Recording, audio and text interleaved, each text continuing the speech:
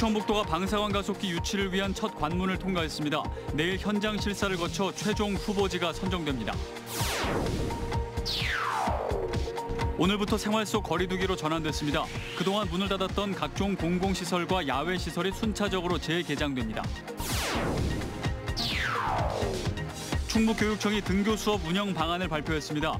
원격 수업에 지친 학생들은 반기는 분위기지만 학교 현장의 고민은 큰 상황입니다. 코로나19가 안정세로 접어들면서 경제 회복을 위한 움직임이 빨라지고 있습니다. 충청북도는 생활 방역 전환에 맞춰 충북형 뉴딜 사업을 발표했습니다. 여러분 안녕하십니까? CJB 8시 뉴스 시작합니다. 충청북도가 방사관 가속기 유치를 희망한 전국 4개 지자체 가운데 2곳을 선정하는 1차 관문을 통과했습니다. 내일 방사관 가속기 구축 예정 부지에 대한 현장 조사와 최종 후보지 발표만을 남겨놓고 있습니다. 구준회 기자입니다.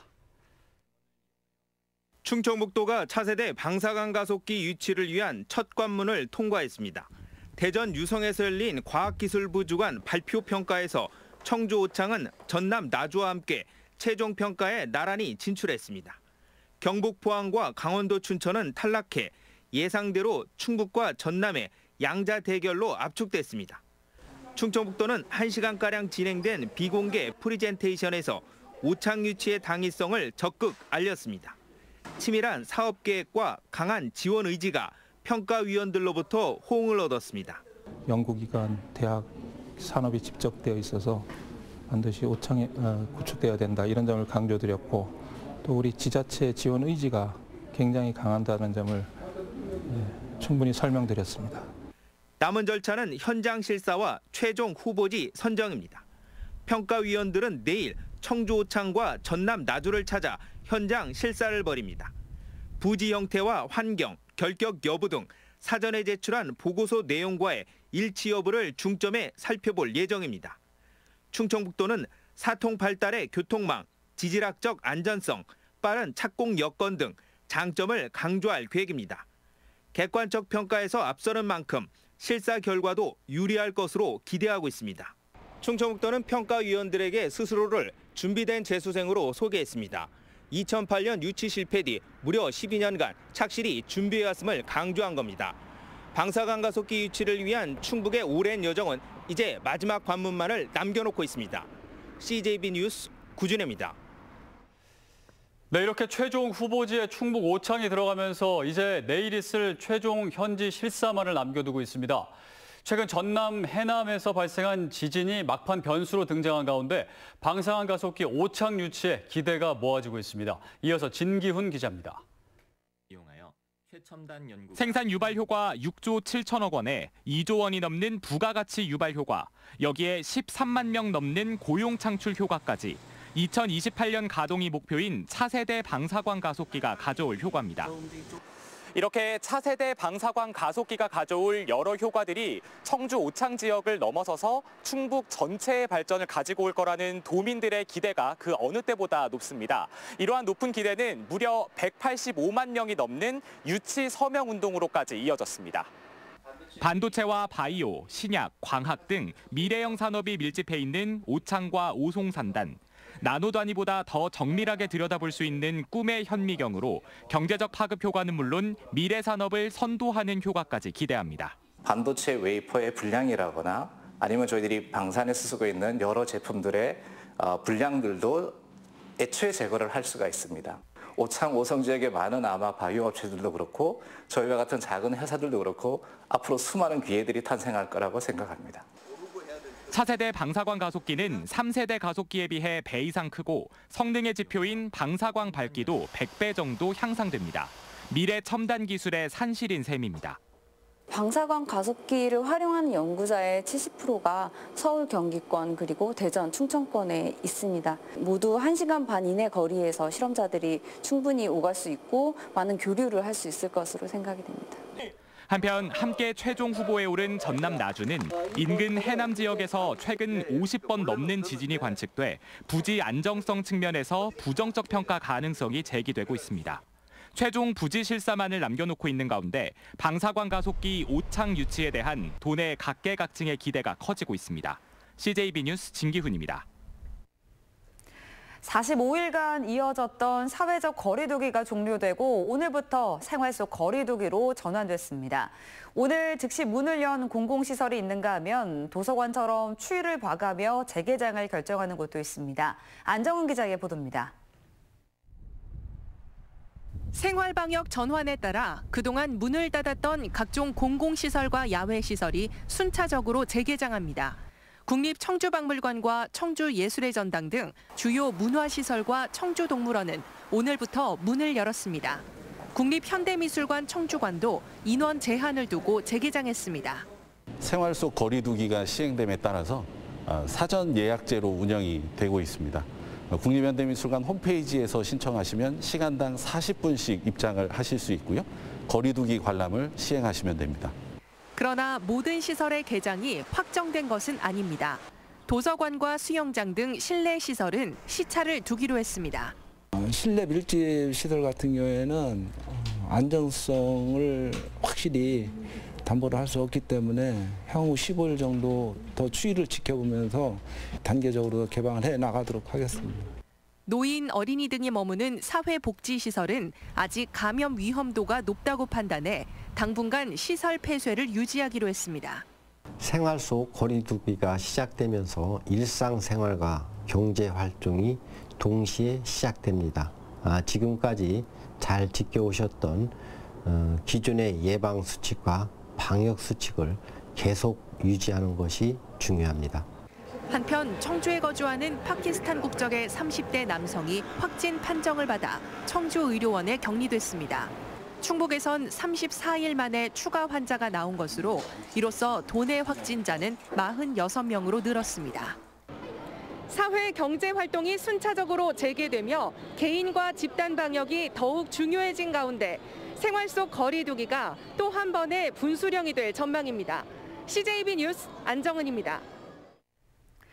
오는 13일부터 순차적 등교 수업을 앞두고 충북교육청이 기자회견을 열고 구체적인 등교 수업 운영 방안을 발표했습니다. 원격 수업에 지친 학생들은 기대에 찬 반응이지만 학교 현장에선 걱정스러운 부분도 많습니다. 이윤영 기자의 보도입니다.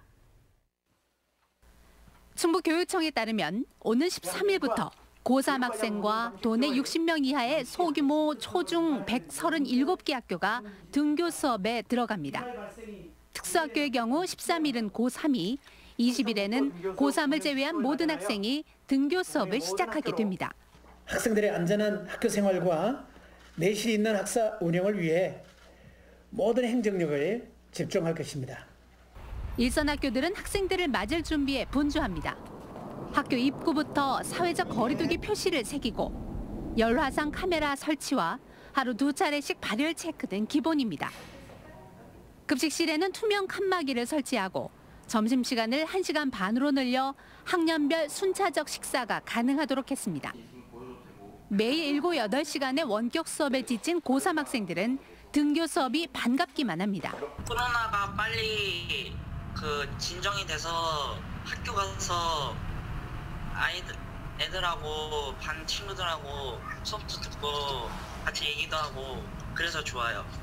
하지만 등교 수업을 맞이하는 학교 현장의 고민도 큽니다. 과밀학급의 경우 학생 간 1m 거리두기가 쉽지 않은 데다 초여름 날씨 속에 에어컨 가동이나 환기 대책 마련도 가장 큰 숙제입니다. 현재 원칙은 가동을 안 하는 것으로 되어 있습니다. 그렇지만 아마 이 관계기관과 협의를 해서 수업 시간은 물론 쉬는 시간까지 마스크 착용을 어떻게 지도할지, 체육이나 예체능 수업은 어떻게 진행할지도 걱정입니다. 여전히 이제 교실이 너무 협소해서 아이들 사회적 거리가 제대로 유지가 될까, 그게 가장 이제 우려되는 부분이고요. 그리고 이제 고3들 같은 경우는 여러 가지가 아직까지 준비가 좀 미흡해서 걱정이 좀 많이 됩니다. 특히 여전히 보건교사가 미배치된 학교가 도내에만 58개 학교에 이르고 있다는 점도 우려스러운 부분입니다. CJB 뉴스 이윤영입니다. 한편 등교 수업 이후 도내 유치원과 학교 10곳 중 8곳은 정상 급식을 실시합니다. 충북교육청은 도내 유초중고 특수학교 581곳 중 82%인 480곳이 등교 수업 이후 정상급식에 들어가며 정상급식과 간편급식을 병행하는 학교가 49곳, 간편급식만 제공하는 학교가 41곳이라고 밝혔습니다. 코로나19 차단을 위한 사회적 거리 두기가 생활 속 방역으로 전환되면서 우리 주변도 점차 정상을 되찾아가고 있는데요. 이젠 코로나 이후 경제 회복을 위한 움직임도 본격화되고 있습니다. 주용광 기자입니다. 전통시장에서 7년째 떡집을 운영하고 있는 박성순 씨. 코로나19가 한창이던 두세 달 동안 매출이 평소보다 40%가량은 떨어졌다고 말합니다. 상점 주인들끼리만 얘기하는 그런 분위기죠. 설렁해가지고 상점 사장들끼리만. 왜냐면 왕래하는 사람들이 없으니까. 인근 신발가게도 코로나에 직격탄을 맞았습니다. 전화로 시킬 수 있는 게 아니잖아요, 신발은. 인터넷 쇼핑으로 시키지 않는 이상 여기는 와서 신어보고 사야 되니까. 코로나19가 안정세로 접어들면서 경제 재건을 위한 발걸음도 빨라지고 있습니다. 그동안 코로나 방역과 생계 지원에 행정력을 집중했던 충청북도는 생활 방역 전환에 때맞춰 706억 원이 소요되는 충북형 뉴딜 사업을 발표했습니다. 동별과 마을별로 소규모 수건 사업을 자율적으로 결정하고 수의 계약을 통해 지역업체와 지역민에게 일감과 일자리가 돌아가게 하겠다는 겁니다. 마을 고용 창출, 지역경제 활성화, 주민수건사업 해결 이외에 주민자치 민주주의 실현이라는 일석사조의 효과를 소비 심리를 살리기 위해 전통시장과 자영업자, 소비자단체, 문화예술단체가 참여하는 자율적 할인 행사도 유도합니다. 충청북도는 도내 18개 협의체를 선정해 한 곳당 7천만 원에서 1억 5천만 원을 지원하기로 했습니다. 지금 점포에 나가서 같이 식사도 같이 하고 모임도 같이 하고 또 단체 행사도 좀 하면서 이렇게 소비 진작을 좀 유도하는. 코로나19 이후 경제가 더 나빠질 수 있다는 위기감 속에 장기 불황을 막기 위한 방어선 구축도 시급해지고 있습니다. CJB 뉴스 조용광입니다. 지난달 이상 저온 탓에 우리 지역에서도 냉해 피해가 적질 않았는데요. 오늘부터 피해 지원을 위한 정밀 조사를 시작했는데 농민들에게 얼마나 도움이 될지는 좀 더 지켜봐야겠습니다. 신규식 기자입니다. 냉해 재난 지원금 지급을 위한 교육 현장입니다. 조사 방법과 지원 규모를 설명하기 위해서 마련한 자리입니다. 최대한 빨리 조사를 끝내고 다음 달에는 지원금을 지급할 방침입니다. 농가들이 많은 어려움을 겪고 있습니다. 그래서 저희가 이번에 그 정밀 조사를 통해 가지고서 피해 면적을 산출을 해서 조금이나마 농업인들한테 도움을 주고자. 밭작물 피해는 다른 작물을 심는 대파비를, 과수 피해는 농약비를 지원하는데 피해 규모가 재배 면적의 40%를 넘어야 된다는 전제가 붙어 있습니다. 어림잡아 실제 피해 금액의 3분의 1을 넘지는 못할 것으로 보입니다. 하지만 냉해 못지않게 심각한 점은 꽃을 솎아주고 비료를 뿌리고 병충해를 방제하는 이 즈음에 봄농사를 제대로 하지 못했다는 점입니다.